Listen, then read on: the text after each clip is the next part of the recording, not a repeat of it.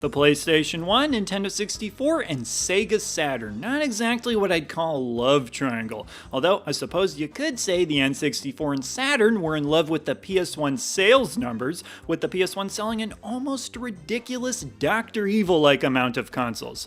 Compared to the N64 and Saturn sales, it was quite the feat. But sales don't always tell the whole story. Raise your hand if you think the Wii is 5 times better than the GameCube. I mean, it sold 5 times as many consoles. When it comes to the N64, PlayStation 1, and Sega Saturn, these consoles are all from the same generation, but does that mean they hate each other? Well, I once caught my N64 giving my PS1 a dirty look, then there was the time my Saturn TP'd my N64's games, guess who had to clean that up, but other than that, I'd say they get along just fine, 3 peas in a pod. It's more so the fan bases that like to argue, but hey, why argue when we can discuss? I find that to be much more enjoyable.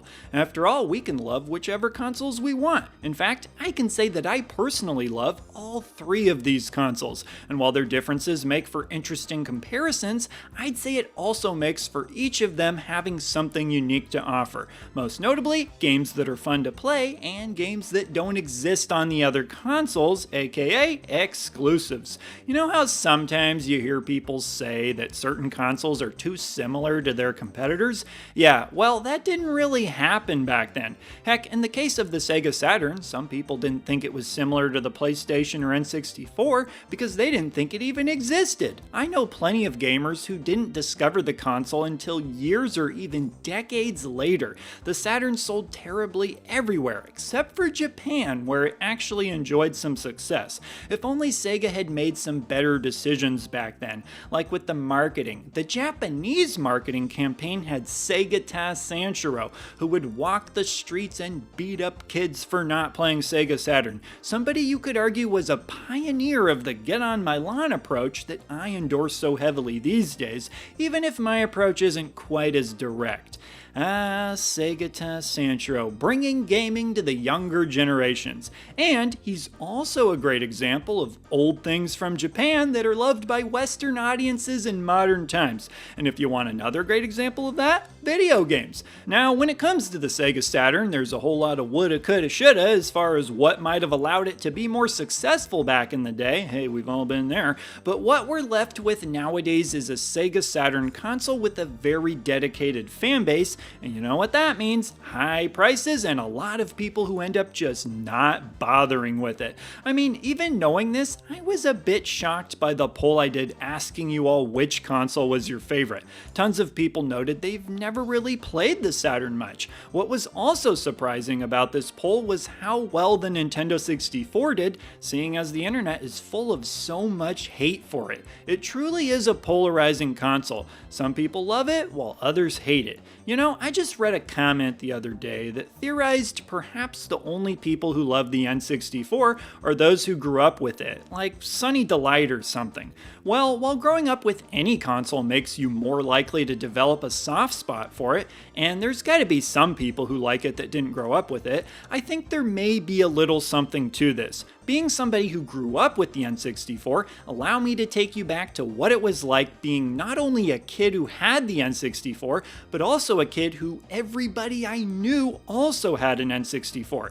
Everyone I went to school with, all my friends, all my neighbors, Eddie and his yellow controller, all the houses I got dragged to for stuff my siblings were doing. Even when I visited multiple different cousins of mine in different states, they and all their friends had N64. Seriously, how did the N64 get outsold so badly? Was I living in a bubble? Have I always been living in a bubble? The thing is, knowing a lot of people who had Nintendo 64 at an age when I was going to friends' houses all the time, at a time when playing with other people you knew was the predominant way of playing multiplayer games, yeah, of course it was a blast and really allowed the N64 and its emphasis on 4-player multiplayer to shine. If you think games like Mario Kart and Smash Brothers are novel all these years later, just imagine what it was like back then when the concepts were pretty new. Heck, even Mario Party was pretty novel back then. I mean, never had a game convinced kids to burn holes into their palms. This was groundbreaking stuff.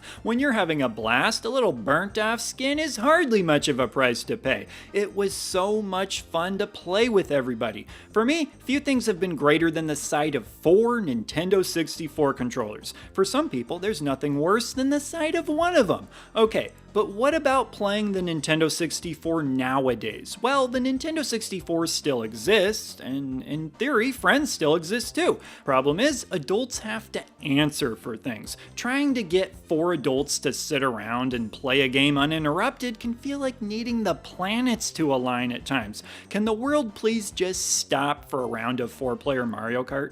I've always thought of multiplayer as being the biggest thing that separated the Nintendo 64 from its contemporaries. Not that it didn't have some good single-player games too, with games that some consider to be among the best games of all time.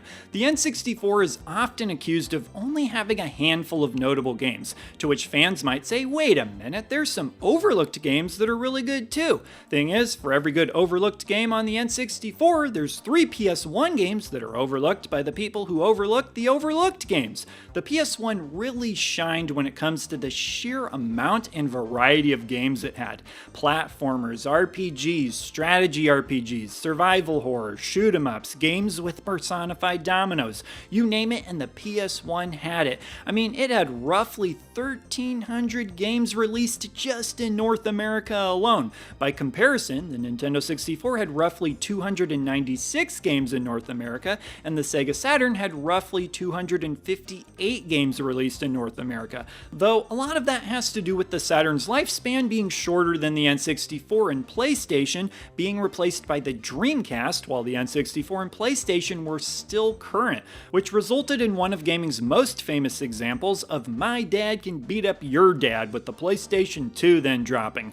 Actually, I suppose it would be more like my child can beat up your child. That's not good parenting. The size of the Saturn's library gets a much needed extra punch by including the larger Japanese library for the system, which most would consider to be almost essential, especially if you're after some of what the console is well regarded for. Great shoot 'em ups and fighting games, a lot of which are in glorious 2D, which is notable because this generation of consoles is known for being the generation that fully embraced 3D games while moving away from 2D games. Kind of ironic, since a lot of people look at the 3D games from this generation as being some of the ugliest looking 3D games, while also having some of the most beautiful looking 2D games, although it should be noted that the N64 didn't have nearly as many as the PS1 and Saturn. But hey, those 3D games were a new frontier back then, allowing for different experiences than the generation before.